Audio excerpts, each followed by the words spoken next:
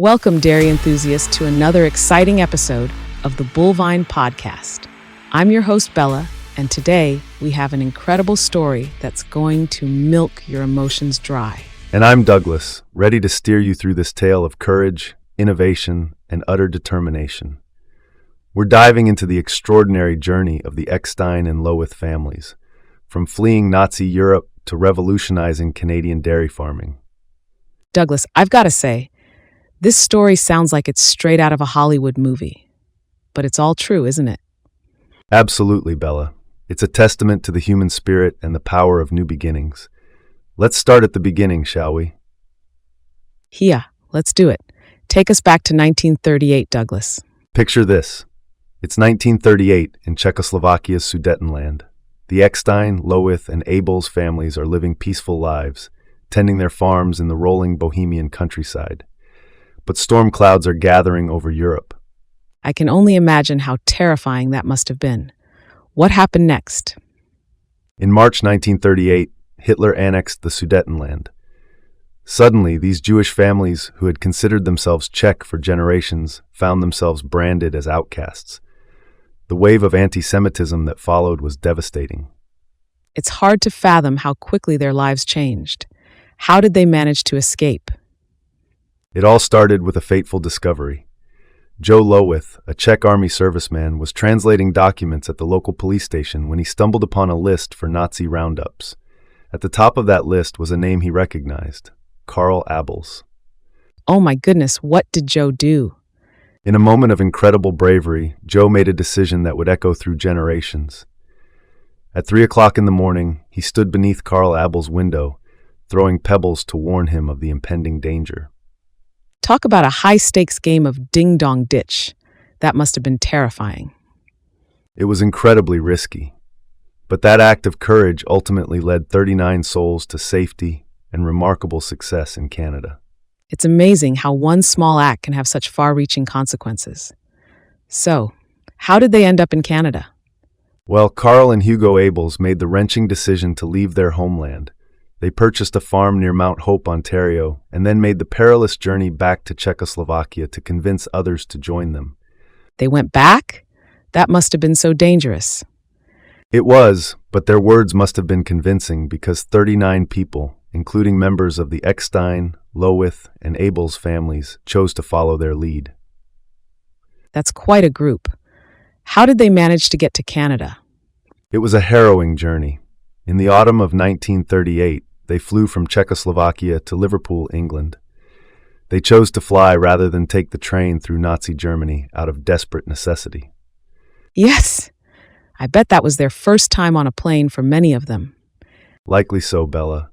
From Liverpool, they boarded a ship called the Duchess of Atholl bound for Canada. But their challenges weren't over yet. What do you mean? Fortunately, no. Whether through divine providence, bureaucratic oversight, or a moment of human compassion, they were allowed entry. Some speculate it was because officials didn't realize they were Jewish. So they made it to Canada. What happened next? They were admitted with a condition, a 5-year commitment to farming, a profession most had never practiced. They arrived at a brick farmhouse on Highway No. 6 near Mount Hope, Ontario, in November 1938. That must have been quite a culture shock. How did they adapt? Remarkably well, actually. The local Jewish community rallied around them with incredible speed and generosity. The Canadian Jewish Congress even offered $1,000 loans to each family to help them get started. Now, that's wonderful. Community support can make such a difference. Absolutely. And these families made the most of their opportunity. Over the following decades, they transformed from desperate survivors into pioneering farmers. I can't wait to hear about their success in the dairy industry. Can you tell us more about that? Of course. Let's start with the Loewith family and their Summitholm Farm. Joe Loewith, the same man who warned Karl Abeles back in Czechoslovakia, established this farm. Treed from window dresser to dairy farmer. That's quite a career change. Indeed it is, Bella. Joe started by purchasing his first cows from Karl Abeles. By 1951, his herd had grown to 30 head, and he bought 30 more females before moving to a 100-acre property south of Copetown. That's significant growth in just a few years. Absolutely. And Joe's success in breeding was evident early on. His first herd sire, Trout Creek Finner Pontiac, came from a respected herd and had a pedigree rich with high-producing bloodlines. How did the farm progress from there? Well, Joe's sons, Harry, Carl, and David, later took over the operation, expanding it into one of Canada's most respected Holstein breeding programs. Under Carl and David's management, Summitholm Farm became synonymous with high-producing, long-lasting cows. That sounds like a successful strategy. How has it paid off? Tremendously. As of 2025, Summitholm Farm has over 119 cows with a lifetime production exceeding 100,000 kilograms. They've consistently ranked first in DHI management scores, winning the highest score in Canada for 9 out of 10 years. Those are impressive numbers. It seems like they've really focused on efficiency and longevity. Exactly right, Bella.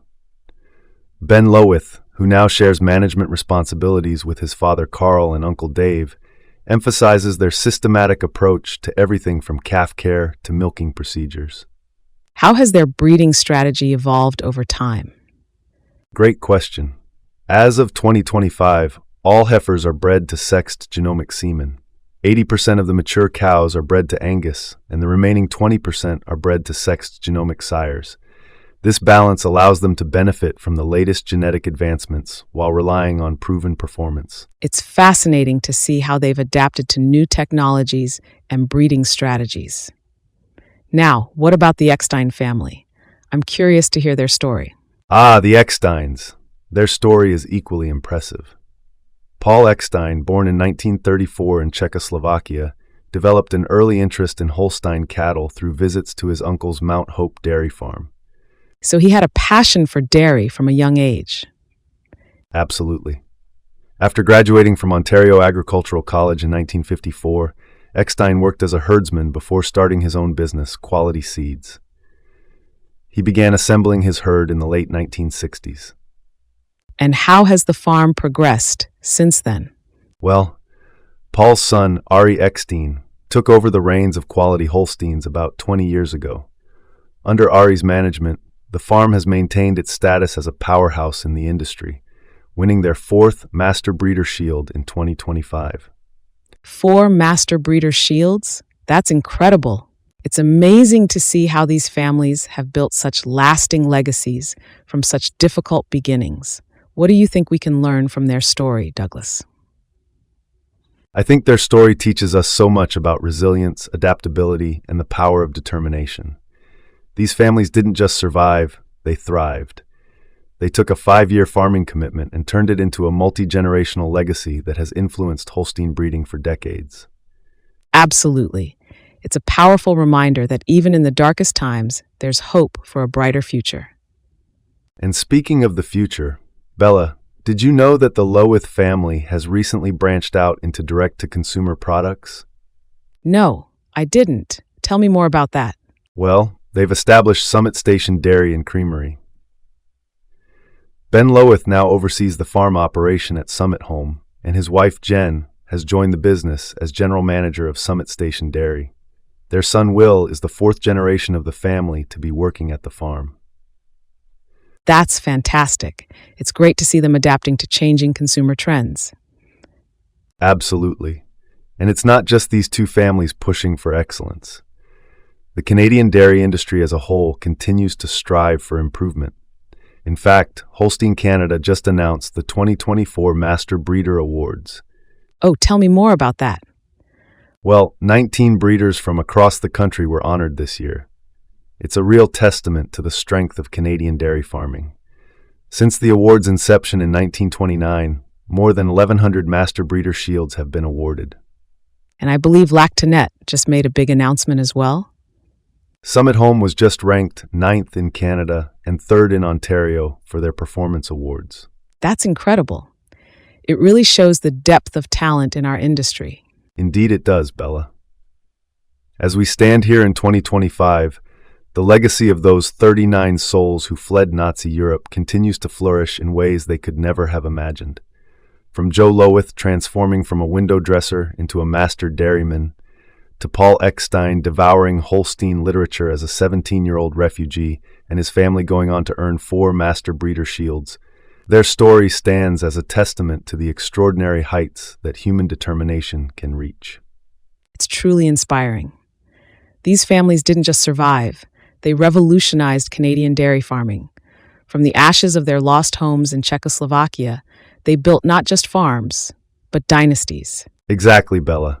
Their achievements, from the Loewith's world record number of lifetime producers to Ekstein's breed-defining cow families, stand as monuments to the power of human resilience and the opportunities Canada provided to those seeking refuge.